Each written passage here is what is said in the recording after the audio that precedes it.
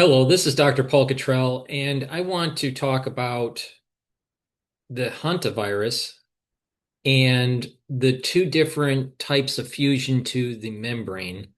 And I also want to talk about the structure of the ribonucleocapsid.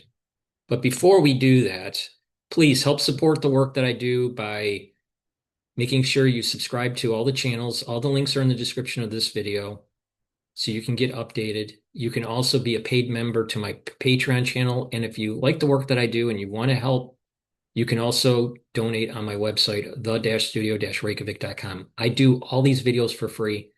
It takes a lot of time to produce videos. And if you would like to help support the work that I do, please be a paid member to my Patreon channel or my Substack channel. You can donate on my website, the-studio-reykjavik.com.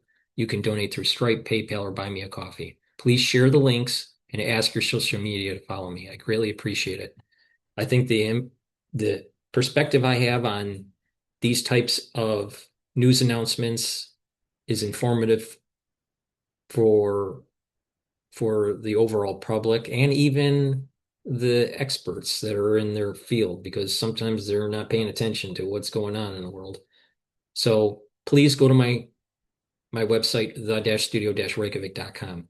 All right, with that, let's talk about the docking and the endocytosis of the hantavirus. There's two types. There is a dependent and independent of Clathrin. The independent Clathrin type doesn't have the need for all of this that I'm going to show you. But the dependent version of Clathrin endocytosis for the hantavirus does. And that's what we're focusing on right now, is the Clathrin dependent fusion for the endocytosis. So what happens is the hantavirus will dock to its receptor, and that receptor has an adapter protein that is anchoring and attached to the receptor on the inside of the cell membrane. So the receptor is on the outside of the membrane, and then there is part of that stalk of the receptor goes into the membrane and into the cytoplasm and is attached to an adapter protein. That adapter protein allows for Clathrin to attach. And that Clathrin will create a shell around that endocytosis. This is just a 2D image, but this is really 3D that's happening. So as the hantavirus is attached to its receptor, these spikes on the virus are the GC and the GN tetrameres, and that will attach to a receptor. That receptor has an anchor or an adapter protein to it. The Clathrin comes in and it creates a complex, this Clathrin complex that's three-dimensionally, it's like a shell. It's building a shell around the actual endocytosis that's starting to develop. Once that enveloping membrane around the virus starts to take hold and you start to have the endosome, there is this dynamin, which is a protein that pinches it. Once that pinching takes place, you have now a coated vesicle, what is called a coated vesicle. And this is the Clathrin coat with the anchor protein or the adapter protein to the inner membrane part of the receptor. And then you have the virus, the hantavirus. Now, what happens is that Once the dynamite pinches, the clathrin will start to break apart and shed. And so what will happen is that you'll have your adaptor protein and your clathrin actually disassociating from the vesicle, and that ends up becoming an endosome. And there's two stages. There's the early stage of the endosome, and then the late stage of the endosome, where there's actually a breaking of the envelope of the hantavirus and allowing for its genome into the cytoplasm. So that's a clathrin dependent fusion. But the hantavirus also has an independent of clathrin fusion.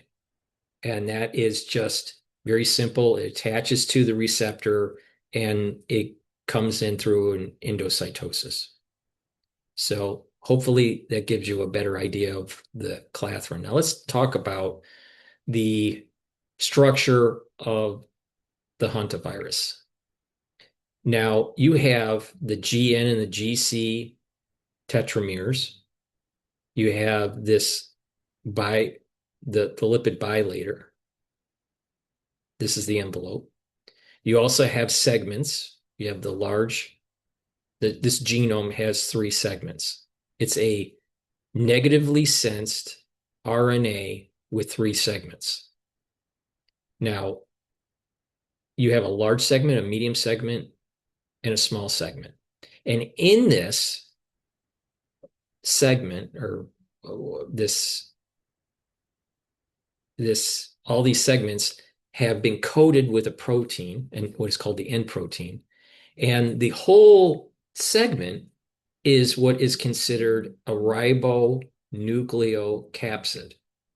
Now, that whole L segment, M segment, or S segment will have your negatively sensed RNA. You'll have an attachment of a RNA-dependent RNA polymerase, which is a polymerase, what do they call it on this chart? A polymerase L. And that coating of N and that building up of the ribonucleocapsid is helping to protect that genome, that segment of the genome.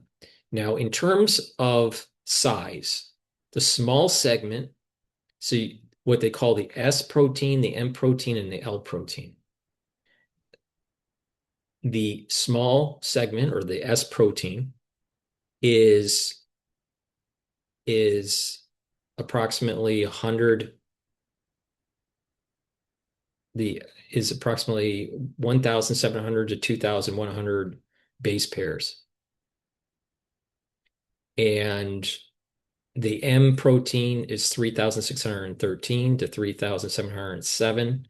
And then the large is 6,400 to 6,500. So you can see here that the L segment is almost double the M segment, and the M segment is, almost double the S segment. So with that, we have the structure of the hantavirus.